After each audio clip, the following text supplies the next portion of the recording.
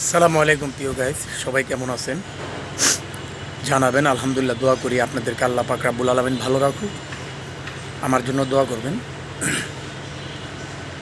আমার বাবার শরীরটা ভালো না, ওনাকে নিয়ে হসপিটালে যাইতেছি। সবাই দোয়া করবেন, আপনাদের কাছে দোয়া চাই আল্লাহ যেন ওনাকে শেফা দান করে। ভাই, বাপ মা হলো বড় নিয়ামত। বাপ মার থেকে পৃথিবীতে বড় কোনো নিয়ামত কারো জীবনে আসবে কিনা আমি জানি না। অনেকে বাবা মা থাকতে মূল্যায়ন করে না, অনেকে চলে গেলে কান্দে। আচ্ছা ভাই, চলে গেলে সে কি আর ফেরত আসবে? কখনোই আসবে না। অতএব বাপ মা থাকতে সবাই বাপ মার দিকে খেদমত করবেন, বাপ মার দিকে খেয়াল রাখবেন। এটাই আপনাদের কাছে চাওয়া এবং পাওয়া।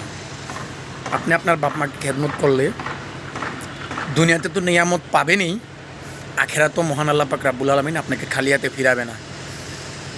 তো এই জিনিসগুলো মাথায় রাখবেন আর এগুলো করবেন। আসসালামু আলাইকুম।